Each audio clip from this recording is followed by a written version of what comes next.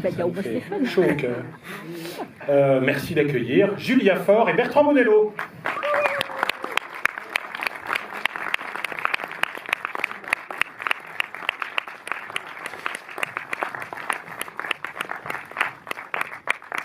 Est-ce que vous voulez l'une et l'autre, dire un tout petit mot de présentation? Je précise qu'on a compté, ça fait 6 ou 7 fois que Bertrand vient présenter ses films successifs. Que donc du coup, il est dans le top 3, 5 des cinéastes les plus fidèles, mais c'est ça vaut une deuxième salle d'applaudissements. Merci de cette sixième invitation, mais en plus, et je suis très sincère, de faire des débats ici, c'est toujours très agréable, parce que c'est toujours surprenant. T'as encore rien vu. Et vu le film, je m'attends au pire. Voilà, c'est ça. C'est une bonne introduction. Ouais, c'est pas mal. Tu veux dire un tout petit mot du film avant? J'ai aucune idée de si tu as envie d'en parler avant ou pas. En fait, moi, Non, très peu. Juste un petit mot sur la manière dont il s'est fait, en tout cas. Ouais. Voilà, c'est un film qui a été fait de manière autoproduite, ce qui est assez rare aujourd'hui. Autoproduit, c'est-à-dire qu'en fait, on ne demande pas de financement. Et on espère après pouvoir gagner un peu d'argent, etc. Ne pas demander de financement, en fait, ça veut dire surtout ne pas demander d'autorisation, ne pas essayer de toujours se justifier, voire s'excuser de devoir ou de vouloir faire quelque chose. C'était à un moment où on avait vraiment besoin d'une forme de liberté. J'espère que le film reflète cette liberté. C'était un moment où on était très très privé de liberté. Bon, la pandémie est un peu présente, mais n'est qu'un prétexte, parce que je pense qu'on est privé de liberté au-delà de la pandémie. Voilà, donc il s'est fait de cette manière-là, très, très légère, très, très libre, avec une toute petite équipe, peu d'actrices, deux, l'une est en tournage ce soir. Et Louise Lavec, Louise Lavec, tout à fait. Et voilà, quoi. Et je voudrais en profiter pour remercier New Stories et Béperlier et toute son équipe qui nous ont rejoints une fois le film fini. Voilà, parce que c'est un pari. Julien, tu veux dire un mot? Bonsoir, non mais moi c'est la première fois que je présente un film ici. Ouais, c'est moins bien du coup. Je sais pas si c'est à toi ou à moi qu'il faut en vouloir. Non mais on va se voir après, on va en parler après. Bon, je peux juste te dire que moi c'est un tournage que j'ai vécu comme dans un rêve.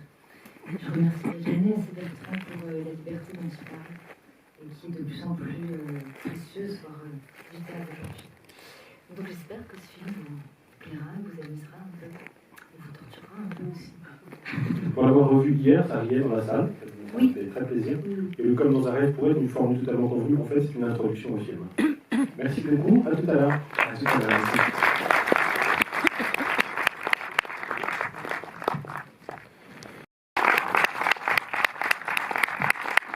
Julia Faure et Bertrand Monello.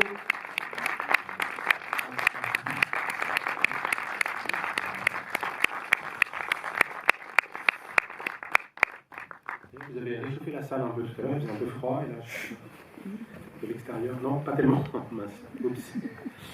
On va commencer un peu classiquement, Bertrand, par nous rappeler la jeunesse du film, parce que là, pour le coup, il y a un film qui préexiste à celui-là, qui constitue une partie, je ne sais plus dans quelle mesure tu l'as retravaillé, mais du début du film, de l'incipit, comme on dit, et qui est lié avec une série de commandes que passe assez régulièrement le centre Georges Pompidou. Raconte-nous ça. Alors ça c'est encore plus ancien. Ouais. C'était 2014. 2014 pour une rétrospective que j'avais avec une exposition. Et le centre Pompidou avait inauguré avec moi un cycle qui se poursuit toujours d'ailleurs, de commander à des cinéastes un film qui s'appelle Où en êtes-vous, qui est la question la plus terrible qu'on peut vous poser. Et moi j'étais numéro 1, donc c'était une question assez vertigineuse et que j'ai essayé d'aborder en faisant un court-métrage, en reprenant des extraits de mes films et en écrivant une lettre à ma fille, qui était comme une leçon ici sous-titrée, et qui avait à l'époque peut-être 11 ans. J'essayais de vous expliquer où j'en étais, et mon passé, mon présent et mon éventuel futur. Ensuite, en 2020, pendant le confinement le plus dur, où vraiment on était vraiment enfermés, la Fondation Prada a demandé à certains cinéastes de réfléchir à un court-métrage sur, puisque vous ne pouvez pas sortir, puisque les tournages se sont arrêtés mondialement, comment un cinéaste peut-il continuer à travailler et à faire un film sans tourner? Ce qui appelait évidemment une réflexion sur un montage d'archives, etc. Pareil, l'archive, c'est quelque chose qui est tellement vertigineux, j'étais au travail sur d'autres choses, etc. Donc, mais j'avais envie d'essayer. Et donc, j'ai pris comme archive un film à moi, donc les Naturama, et j'ai repris ce principe, 7 ans plus tard, de faire une lettre à ma fille qui n'avait plus 11 ans, mais 18, qui est un âge quand même très particulier, puisque c'est l'âge où on s'ouvre au monde, on part dans le monde, etc., à un moment où le monde se ferme. Il se trouve que j'ai eu beaucoup de retours assez émus de ce film, qui était globalement le prologue de celui-ci, et que pour des raisons d'un projet qui s'est arrêté, repoussé, enfin, je me dis, tiens, j'aimerais continuer à bricoler un petit peu comme ça, et à poursuivre cette question et cette lettre, et à me dire si après cette lettre, il y avait un gros plan d'une jeune fille, et que j'essaie de voir un peu ce qui se passe dans sa tête. Et en fait, c'est comme ça que le film est né. Alors, j'ai retravaillé le prologue, j'ai beaucoup plus allumé les images, elles sont zoomées à 400%, je voulais pas que Naturama soit trop clair, donc c'est vraiment presque des images sensorielles, en fait. Mais la jeunesse du film, c'est celle-ci. Sauf dans le premier plan, où on identifie quand même un plan de Naturama, et où du coup, ça oui, le lit. C'est un plan clair, et puis après on zoome dedans, puis après c'est quasiment plus que des sensations d'image. Et assez vite, tu envoies des esquisses de scénario, des projets à Julia, je crois. Oui, c'est ça. Voilà. Ben, tu m'as envoyé quelques pages, je ne sais plus jusqu'où ça allait, mais il y avait déjà Patricia Coma, il y avait déjà la conférence de Deleuze, et tu m'as demandé si je pensais que c'était un peu inspirant, si ça pouvait continuer. Et moi, je trouvais ça génial, évidemment, qu'il y ait déjà autant de matériaux hybrides, et puis j'avais envie de voir où ça pouvait aller, parce que c'était très étrange, mais je sentais que, enfin, évidemment, qu'il y avait quelque chose de... Alors, partons peut-être de cette hybridité-là, parce que pour le coup, le film fonctionne vraiment beaucoup par strates et par texture d'image, type de rapport au réel, et en l'occurrence à la virtualité d'Internet. D'où tu pars, toi, pour te dire, tiens, j'ai envie de cette diversité des formes, j'ai envie d'inclure y compris l'animation, y compris les Barbies, y compris des images brutes d'Internet pour du found footage. Enfin, voilà. Qu'est-ce qui fait qu'à un moment, tu te dis, dans le projet singulier de ce film, il y a ces strates successives? Bah, comme très souvent, hein, ça part de problèmes, de questions. Dans l'idée de ce film, comme je dis dans l'introduction, il y avait l'envie d'être totalement libre et autoproduit, donc ça veut dire dans un budget très réduit. Donc je me suis dit, qu'est-ce que je peux inventer comme monde qui soit économiquement assez simple et qui en même temps permette beaucoup de narration. Donc j'ai listé un petit peu des choses. Par exemple, quand j'ai eu l'idée de Patricia Coma et de la chaîne YouTube, je me disais, en fait, ça c'est très simple. Une chaîne YouTube, c'est une femme seule face à une caméra dans sa cuisine, etc. Et en même temps, ça me permet énormément de choses. Les Barbies, c'est pareil. J'ai fait construire des petites maisons, j'ai mis mes poupées, j'ai fait des chambres contre-chambres, des petits travelling avec une petite lumière. Ça coûte pas très cher et ça permet narrativement. Donc j'ai essayé d'inventer plusieurs dispositifs qui me permettaient de raconter beaucoup de choses tout en étant économiquement très léger. Et au bout d'un moment, j'en ai eu suffisamment. Je me disais, ok, là, je pense que j'ai à peu près tout l'univers mental de la jeune fille, de Elisabeth, et je vais maintenant les travailler. Donc j'ai tissé des fils narratifs sur chacun de ces dispositifs, qui sont au départ plutôt distincts, et puis qui petit à petit se contaminent complètement les uns les autres, s'interpénètrent, il y a une sorte de porosité comme ça. Voilà, c'est un peu comme ça que j'ai construit le récit. Oui, parce que ce qui est très frappant, à fortiori quand on revoit le film, c'est sa très grande netteté. C'est Bazin qui disait ça, Tati, détruit la netteté par la netteté. Il y a quelque chose de cet ordre-là, c'est-à-dire que le film est tellement précis, y compris dans sa façon, par exemple, de faire jouer l'évolution du mot, même des limbes, de le travailler dans des registres extrêmement différents pour le faire tendre vers un éloge de la marge, mais en étant passé par le rapport à l'inconscient, par le rapport à la mort, comme si tu déclinais des exceptions possibles par le dark web, voilà. Et qui a une espèce de très grande rigueur qui ne nous perd pas. Et je voudrais que tu nous parles de ça, à la fois ce désir de profusion, mais aussi cette obligation de la clarté. c'est quelque chose dont je suis convaincu depuis assez longtemps, hein, c'est que plus on veut de liberté, plus on doit avoir de rigueur. Et le film, pour quelqu'un qui ne connaît pas vraiment... Vous parlez avec le micro encore plus fort. Je disais, plus on veut de liberté, plus il faut avoir de rigueur.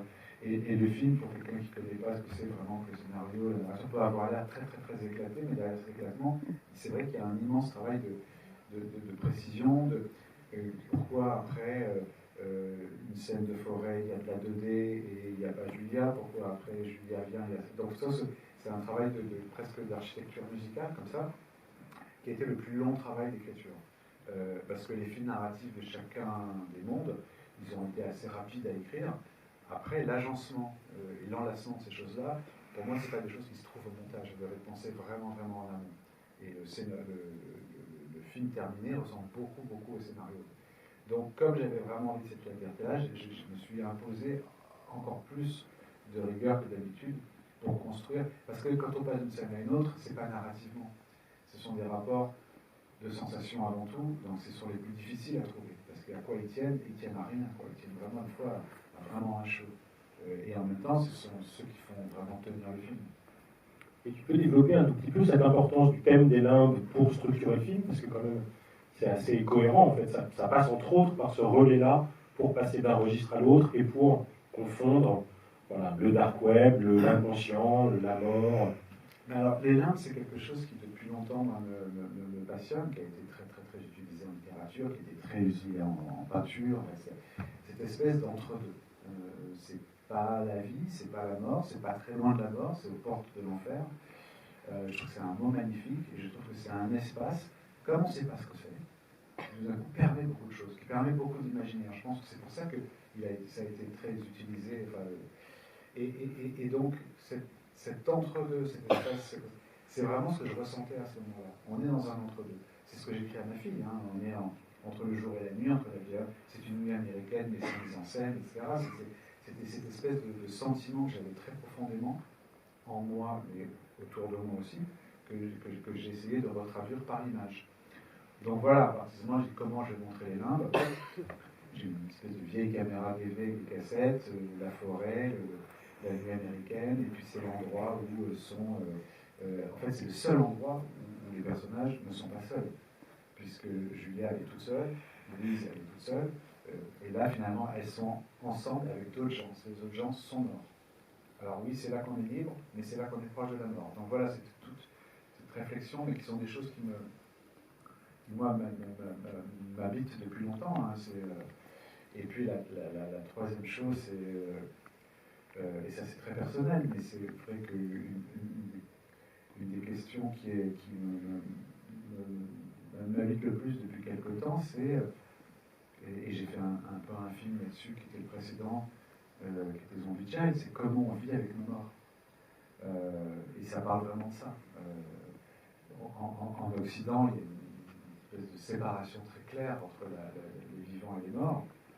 En Haïti, pas du tout, puisque tout est fait pour faire des ponts entre les vivants et les morts, les cérémonies, etc. Bon voilà, comment on vit avec nos morts, pour ceux qui ont connu un ou plusieurs deuils, depuis quelques années, c'est devenu une question assez importante pour moi. Et c'est toutes ces scènes avec les limbes, où je crois que c'est la poupée Barbie qui le dit, elle dit j'étais dans la forêt, j'ai vu mon père, j'ai vu mon frère, j'ai vu les gens qui étaient morts. Enfin, voilà. Donc voilà, c'est toute une espèce de patchwork qui en fait pour moi est assez sensible.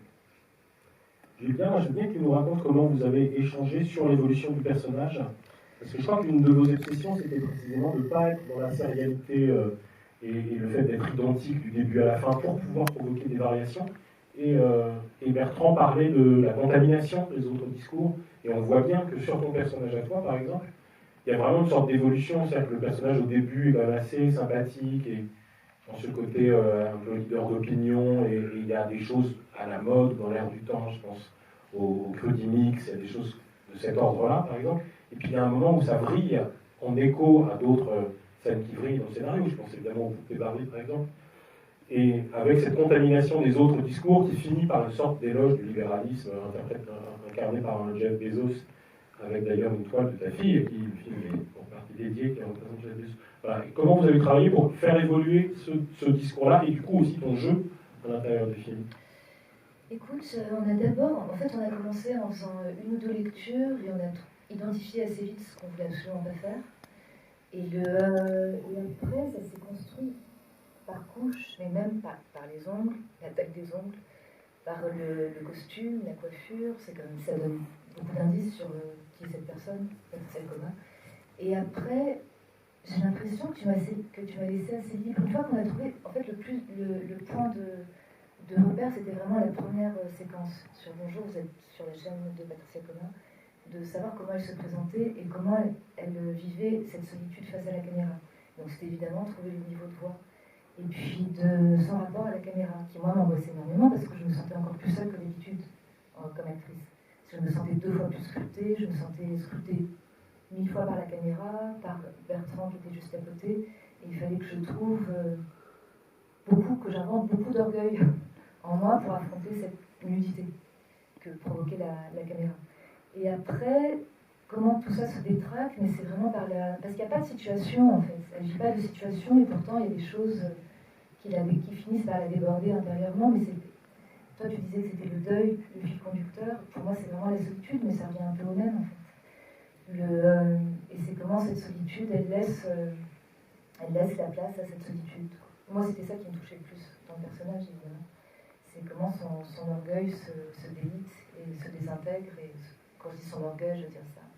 C'est même sa physicalité, sa présence.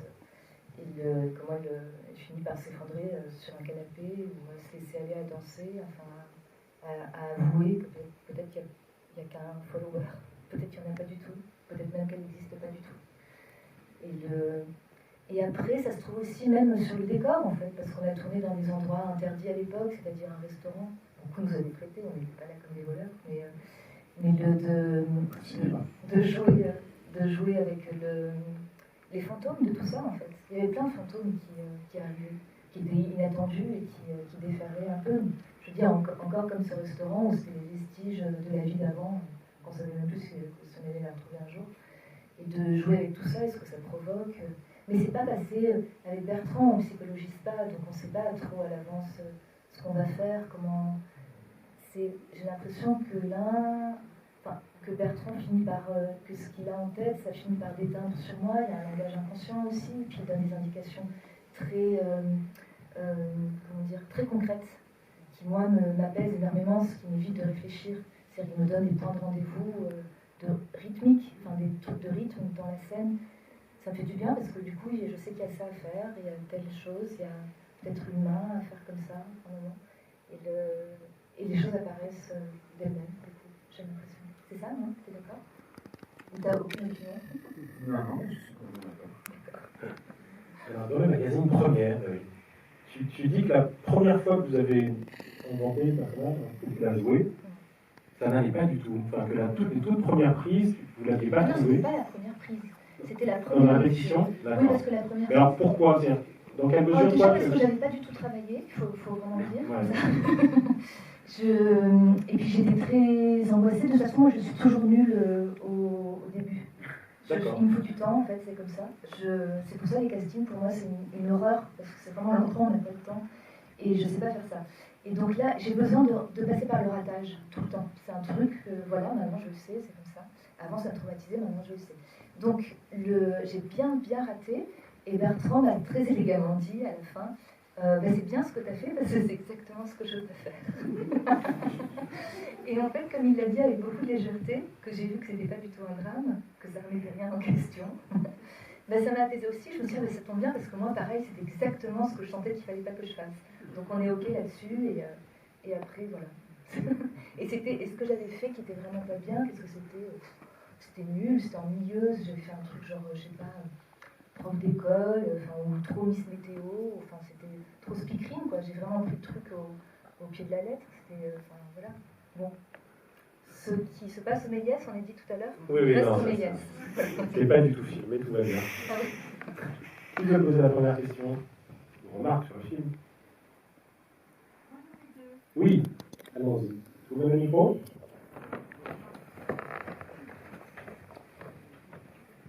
Est-ce que la personne qui a parlé sur celle dont j'ai vu la main? Oui, voilà, c'est ça.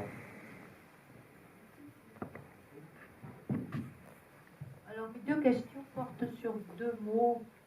L'un, c'est marge.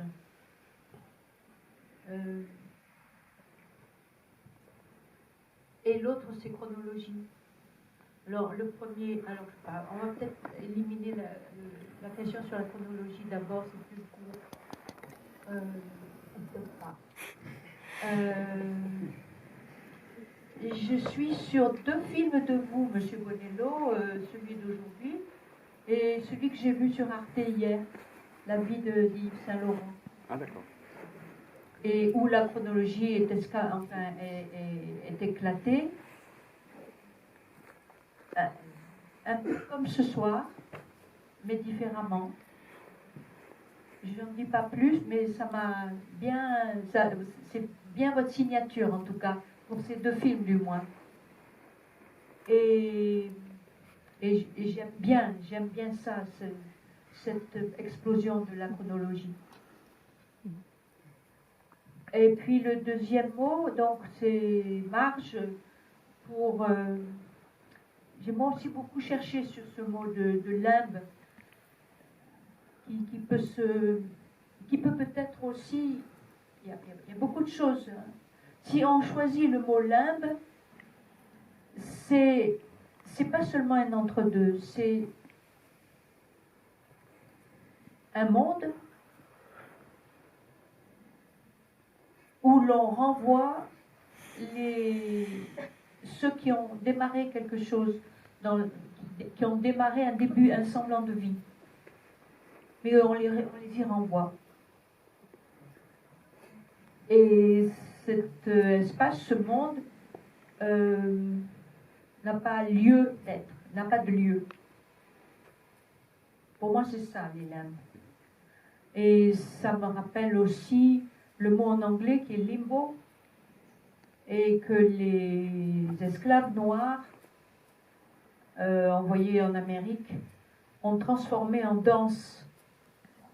Et cette danse est très particulière. Elle dit que les esclaves ont eu un espace de plus en plus rétréci dans la soute du bateau, jusqu'à ne plus être que seulement allongés et empilés. Allongés. Du coup, ils l'ont, pour se redonner de la force, de la dignité, de la vie, de la fierté, tout. Ils en ont fait une danse qui consiste à passer sous une barre, sans toucher le sol, en se pliant le corps et toujours dos vers le sol. Ce qui signifie une performance, une vraie performance. Voilà. C'est-à-dire faire avec un espace de plus en plus contraint. Pour moi, c'est ça, les limbes. Par contre, le mot marge, c'est autre chose. Mais vous avez choisi le mot limbe, vous avez bien fait. Il ouvre sur plein de choses.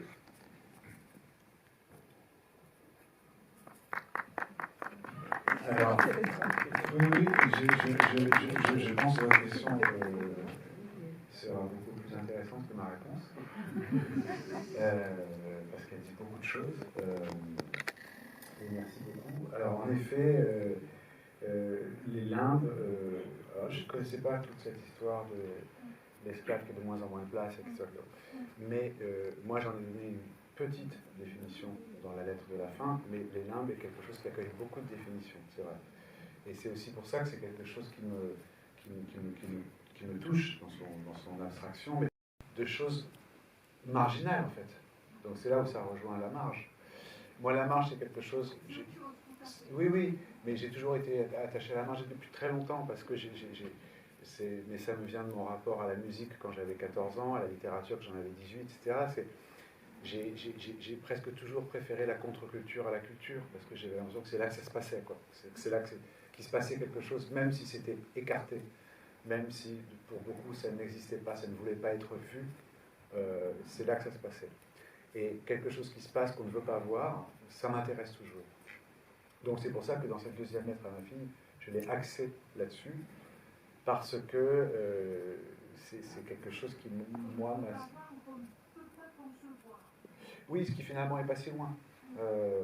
Mais c'est quelque chose qui m'émeut beaucoup plus et c'est un territoire qui m'interroge beaucoup plus. Et je ne sais pas quoi rajouter parce que vous avez dit beaucoup de choses qui sont très belles et que voilà. Alors je vais repartir sur la chronologie parce que ça c'est plus simple pour moi. C'est vrai que depuis quelques films, j'aime bien. On dit quoi en fait souvent que finalement la mise en scène c'est le rapport au temps et le rapport à l'espace.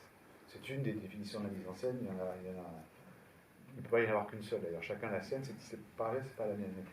Mais donc m'amuser avec le rapport au temps pour essayer de fabriquer des ruptures, des contrastes, c'est quelque chose qui dans le sensoriel d'un récit, je travaille beaucoup depuis une dizaine d'années.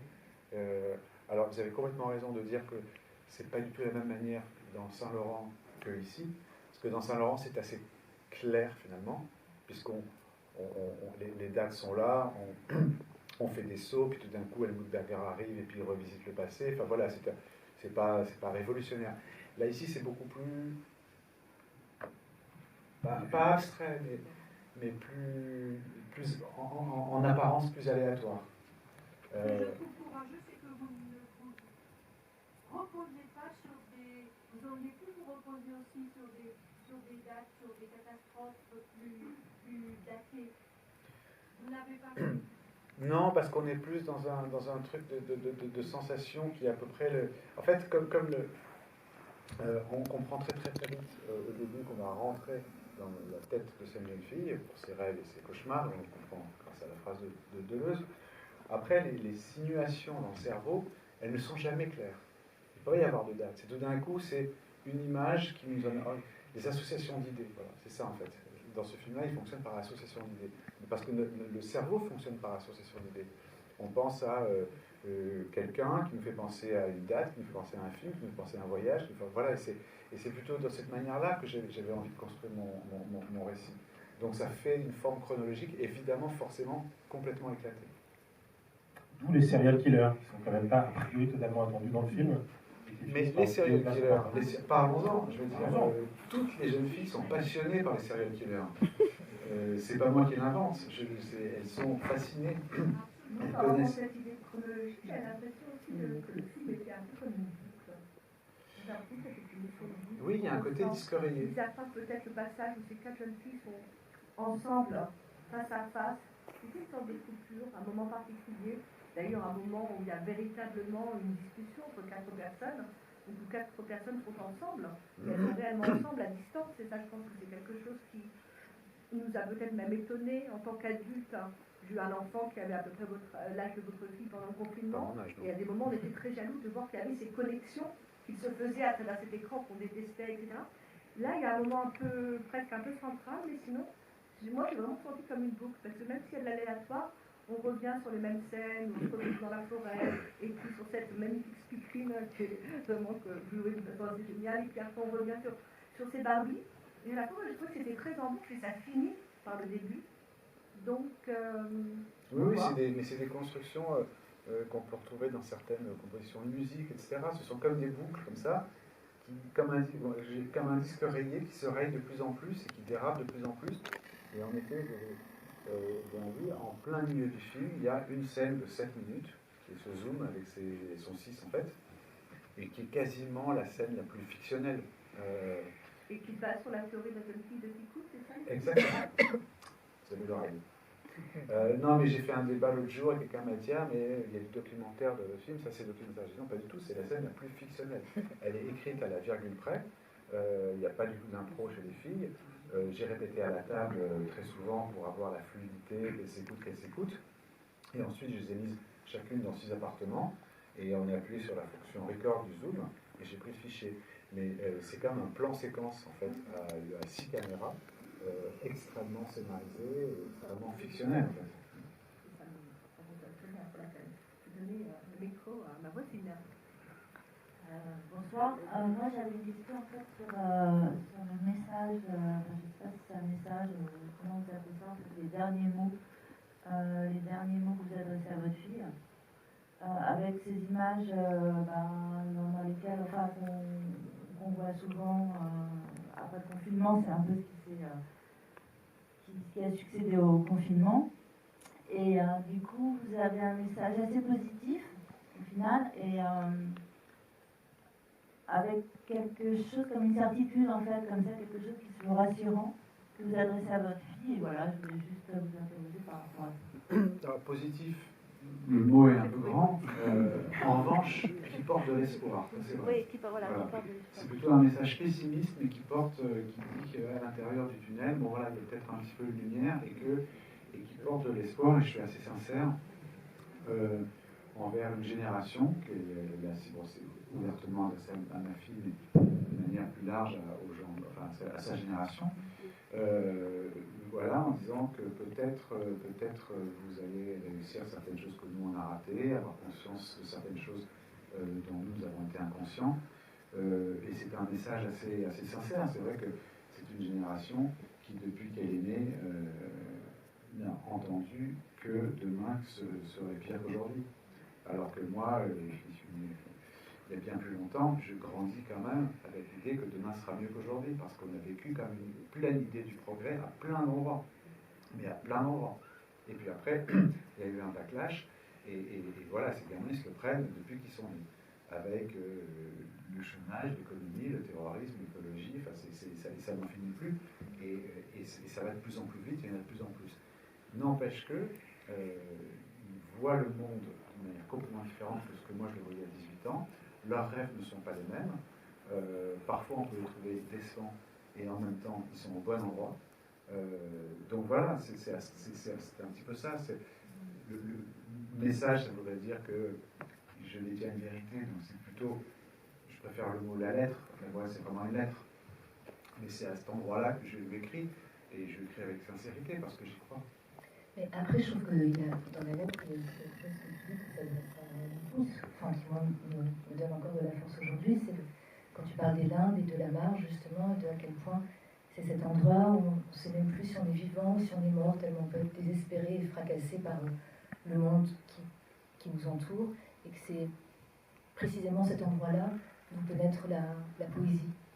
Et ben, je trouve que ça ne s'adresse pas qu'à ta fille, quoi. Mais, Ah oui, non. oui, non, mais bien sûr. Enfin, je me le répète souvent parce que ça me soutient, ça me porte aussi. Une autre question ou réaction? Oui, pardon.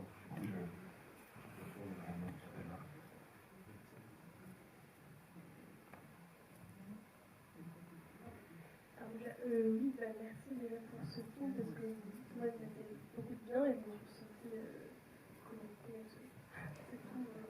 Et du coup j'avais une question qui peut-être est assez évidente, mais je sais pas. En tout cas, je voulais juste savoir si au-delà du déterminisme et du libre arbitre, si vous étiez sensible aux synchronies. Je crois que cette question, c'est... Non, pas du tout. Je vais laisser Julien répondre. Non, pas du tout. Aux synchronies. Aux synchronies. Aux synchronies. Oui. Ah, la synchronicité, le... Oui, enfin, le concept développé par Jung, du coup, et parce que enfin, moi, ça... Alors, je vous arrête tout de suite. Moi, j'ai pas fait d'études. Le bac et le permis de conduire. Ce qui est déjà pas mal, parce qu'il y a plein de gens qui n'ont pas le permis de conduire. Donc, franchement, je me sens hyper impliqué. Alors, du coup, c'est le fait de voir dans des hasards des signes, plutôt de faire attention à des signes dans des hasards qui n'en sont peut-être pas. Et donc, du coup, de voir qu'on serait peut-être sur le bon chemin en faisant attention à des signes et du coup être... Moi, oui, tout le temps. Je crois que j'ai compris la question. Une sorte de destinée et de spiritualité au-delà du déterminisme et du libre arbitre.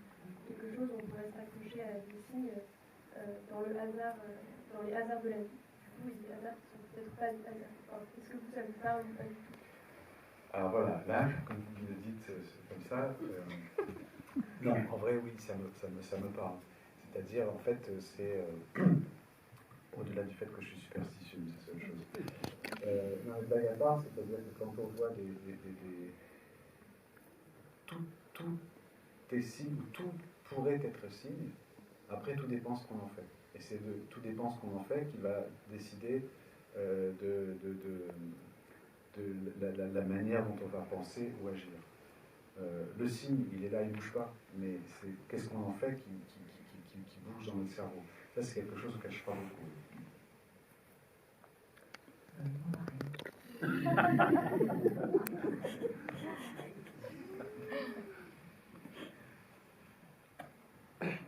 Tu dis que tu n'as que le niveau bac, mais quand même, le film est entièrement fondé sur un concept philosophique. Ouais, alors moi, je ne plus jamais un micro à quelqu'un qui a fait. Voilà.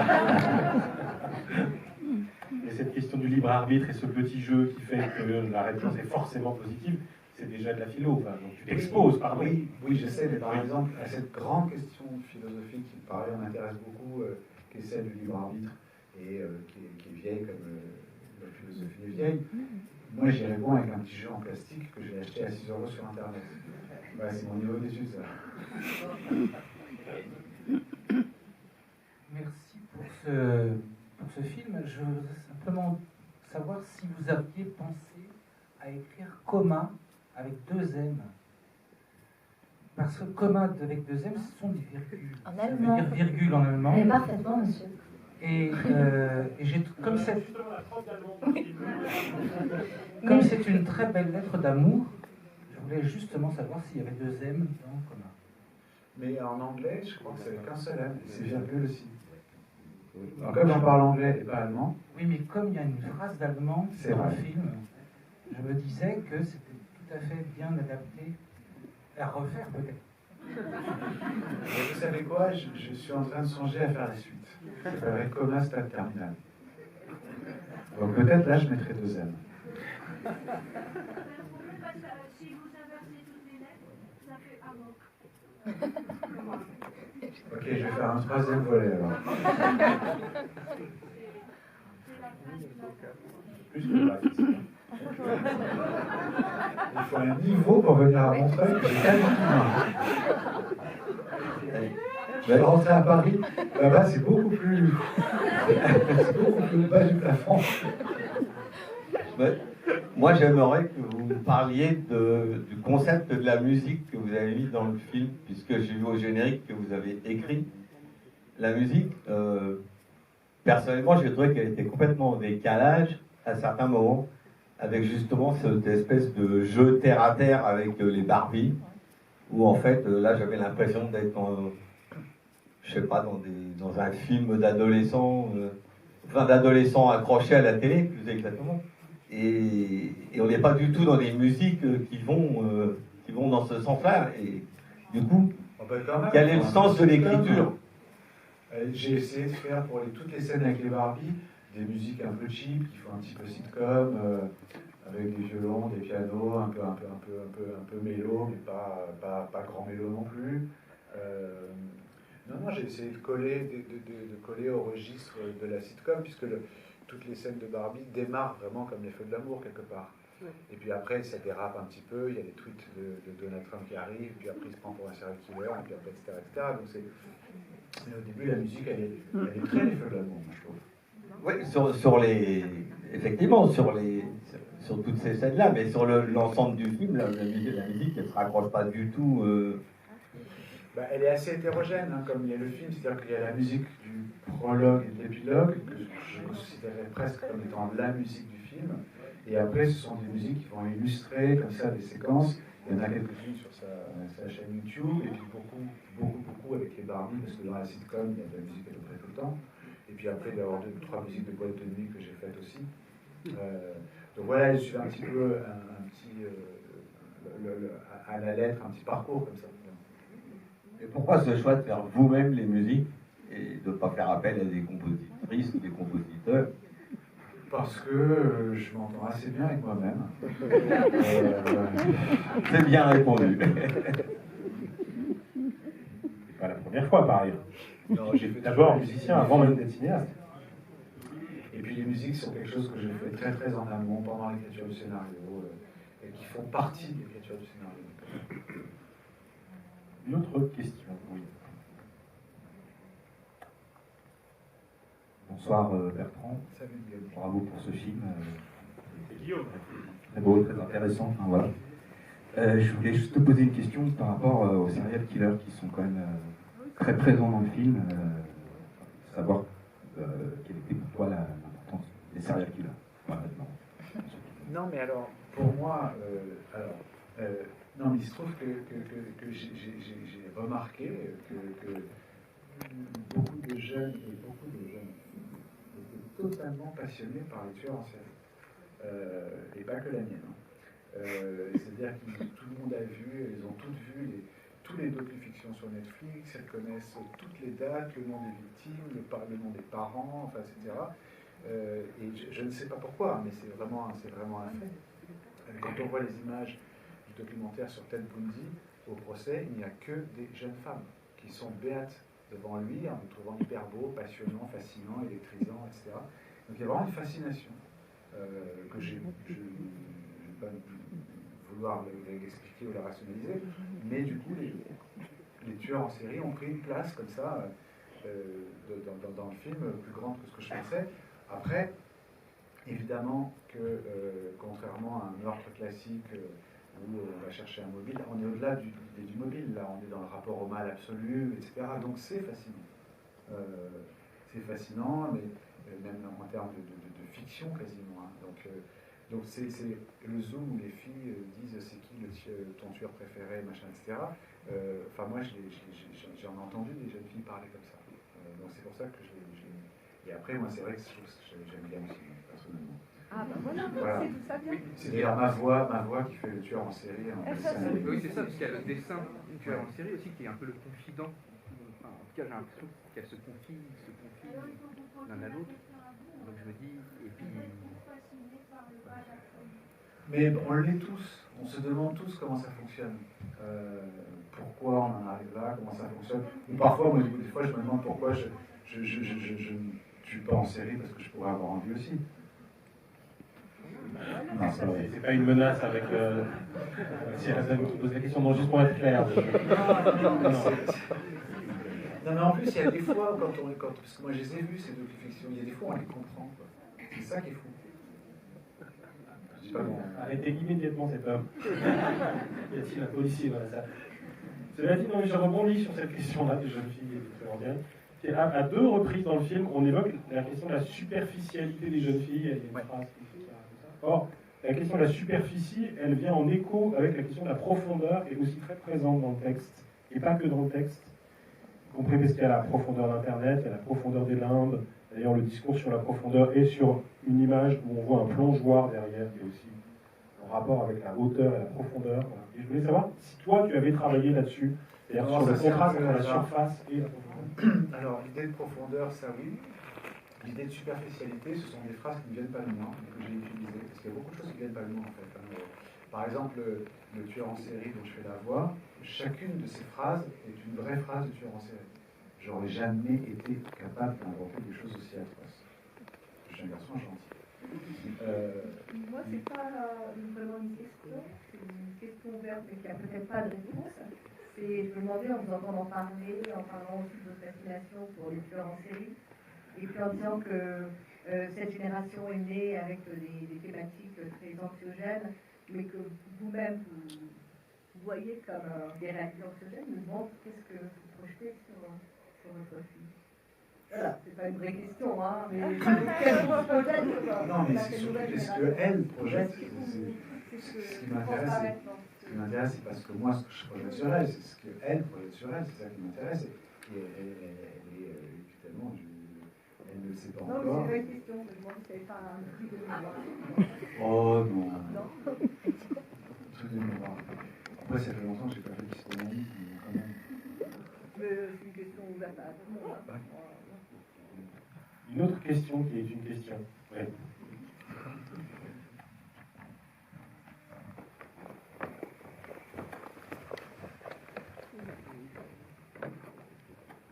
Ok. J'ai un témoignage, ça m'a beaucoup touché. les rires en fait dans le sitcom. Et j'ai un cauchemar depuis que je suis enfant, c'est d'entendre des rires qui s'amplifient d'autres personnes. Et je voulais savoir c'était quoi l'idée derrière ces rires. Parce qu'ils sont présents que dans le sitcom. Pourquoi? La réponse est quasiment dans la question. C'est vrai que moi, le principe du rire en boîte, on appelle ça un rire en boîte, m'a toujours fasciné. Dans les sitcoms, ça, je trouve ça absolument génial comme invention. Parce que c'est comme si on disait aux gens, voilà, là c'est drôle, donc vous voyez ça. Donc moi j'ai pris le même principe, mais j'ai toujours mis les rires après une réplique pas drôle. Pour voir ce que ça donnait. Quoi. Mais ça fait partie du dérèglement, comme on prend un cliché qui est la youtubeuse, et puis on essaie de le déplacer, et puis de le dérégler, on prend un cliché qui est le soap, et puis on le dérègle un petit peu. C'est prendre ce truc du rire en boîte qui m'a vraiment, moi, mais toujours fasciné, et de le mettre juste au mauvais endroit.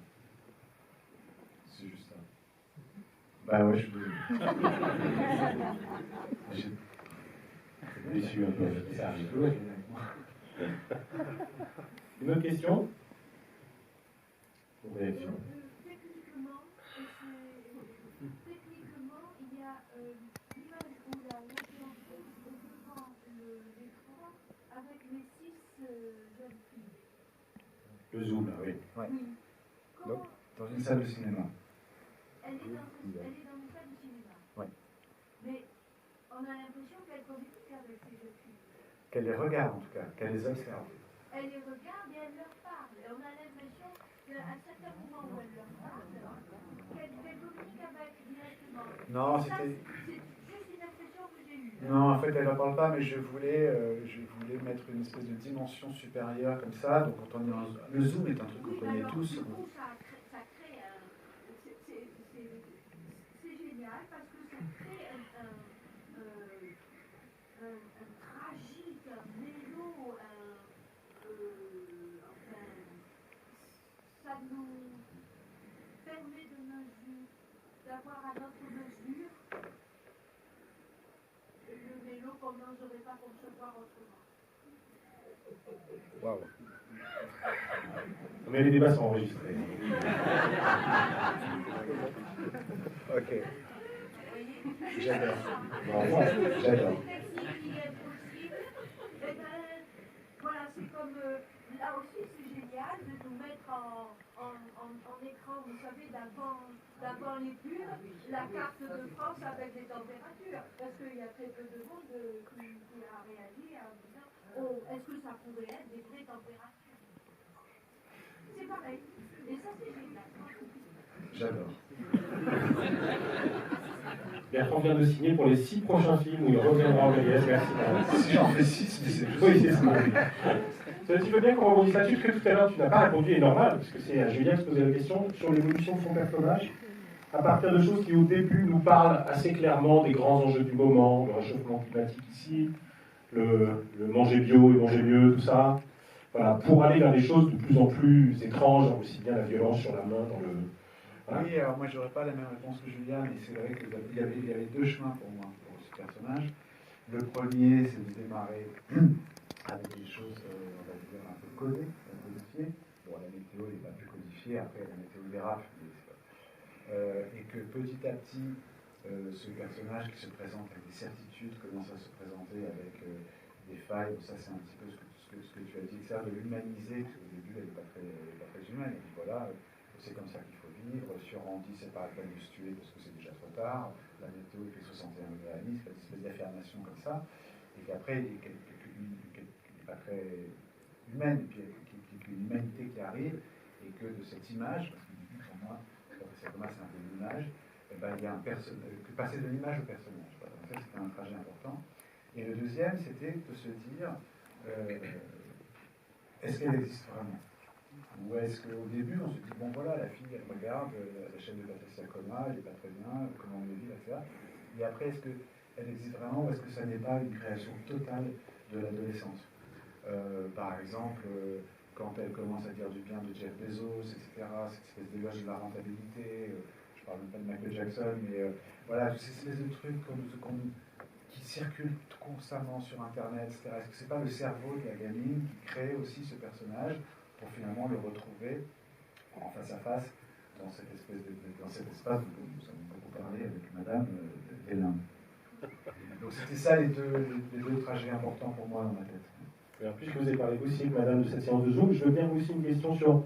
Il y a quand même le surgissement d'un vrai serial killer, en tout cas potentiellement. Voilà. Et là, j'ai le sentiment que ce que tu racontes, c'est quand même tout à coup comment il y a la possibilité d'un retour du réel à l'intérieur d'un monde de plus en plus virtuel. Ce qui nous n'empêche pas que ça introduise la possibilité pour le personnage d'être rejoint dans cet espace des limbes si proche de la mort. Voilà. Est-ce que c'est à cet endroit-là que tu voulais précisément que le réel se réinfiltre pour contaminer d'une certaine façon la fiction? La frontière entre le réel et le virtuel soit deviennent de plus en plus petites, quasi inexistantes. Ce qui est un truc que je ressens par ailleurs dans le monde d'aujourd'hui. Hein. Cette frontière, elle était assez claire il y a encore 10 ans, elle est de moins en moins. Et que dans le film, je voulais que le numérique soit quasiment travaillé comme de l'organique, en fait. Et la scène du Zoom, elle en fait partie. Qui pose la dernière? Oui.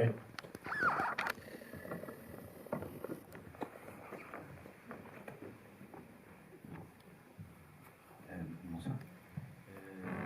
En fait, j'ai beaucoup aimé votre film parce que, alors, je le vois comme ça, je veux savoir si c'était une vision qui correspondait éventuellement à votre intention. C'est le cas de mais je me lance.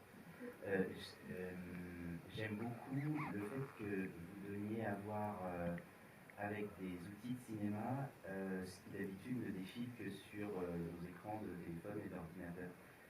Au-delà de la lettre vidéo, de la lettre filmée, que je trouve extrêmement émouvante. Juste, je voulais citer un film, j'ai passé vraiment trop d'ouverture de ce film. Il parle d'une époque où les hommes tenaient dans leurs mains des carreaux de verre pouvant amadouer des chansons d'amour dans les verres. C'est dans 3 millions d'attaquants de Georges Miller. Le début est absolument génial, je trouve. Et c'est étrange, c'est un jour depuis un avenir de caractériser notre époque et cette espèce d'étrange fascination qu'on a pour ces carreaux de verre. Je me demande si la manière la plus objective de voir ce qui en sortait, c'est finalement ce que vous voulez nous montrer.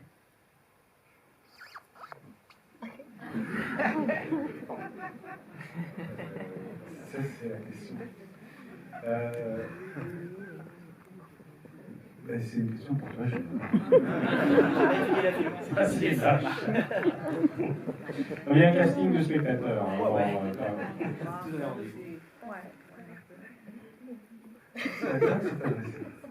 Non, pas du tout. C'était la réponse de Bertrand que vous attendiez. En plus, c'est la dernière réponse, donc elle ne peut pas être mauvaise. Non, mais encore une fois, la question est quasiment dans la réponse. Non, la réponse est... Mais je trouve vachement beau, en revanche, le truc entre le verre et le smartphone, en fait, cette espèce de... Voilà. Mais alors, je vais répondre à une question qui n'est pas posée. On l'attendait d'ailleurs. C'est quand on fait un film contemporain, donc qui se passe aujourd'hui, comment utiliser ou ne pas utiliser, mais si on n'utilise pas, c'est qu'on fait un évitement, toute cette matière électronique, comment filmer un téléphone, comment filmer un ordinateur. Aujourd'hui, dans un film contemporain, on ne peut pas ne pas en mettre, parce qu'ils sont tellement présents dans nos vies. Avant, quand un personnage devait téléphoner, il était chez lui, il allait dans une cabine, enfin déjà, ça faisait un décor quelque part. Quand il sortait de chez lui, eh ben, il n'y avait pas de téléphone. Là, montrer quelqu'un qui n'est pas en lien constant, on se demande si ce personnage... On se dit que ça n'est plus possible de ne pas le montrer en lien comme ça avec un prolongement du corps quasiment électronique. Et donc là se pose évidemment, et en scénarisation, comment on l'utilise, mais même aussi en mise en scène, comment on le filme. Là je vois bien, depuis quelques années, tous les cinéastes du monde essayent des trucs, alors le split screen, l'insert, le truc qui s'écrit à côté, le machin, bon, on les a épuisés. On les a épuisés. N'empêche que c'est quasiment obligatoire aujourd'hui d'avoir, de l'utiliser, parce que ce serait quasiment anachronique de ne pas l'avoir. Donc là, il y a une vraie question de la scénarisation et de la représentation qui est pas simple. Oui, là, j'ai pas du tout. Non, bravo. Ouais, absolument. Non, cette question n'a absolument pas été posée. Bravo. En revanche, celle du split screen, elle se pose vraiment dans ton film. Il y en a plusieurs qui partent peut-être du fait que Zoom s'est répandu dans nos vies et que du coup, de fait, nous sommes confrontés dans le réel au split screen. Alors moi j'aime bien les split screens, mais en général je l'ai beaucoup utilisé dans les films. Ouais. Et là c'est vrai que ce sont des split screens naturels. Ce sont des écrans divisés qui permettent de faire cohabiter plusieurs images. Ce sont des split screens absolument naturels. Il y a le FaceTime, il y a le Zoom, etc. Mais en fait, ce que je trouvais génial avec le Zoom par exemple, c'est un plan séquence à 6 caméras finalement quand on y pense. Ou le FaceTime. C'est un plan séquence, alors dans mon cas, parce qu'elle est filmée avec une caméra normale aussi, c'est un plan séquence à 3 caméras. Et ça, c'est des trucs absolument nouveaux.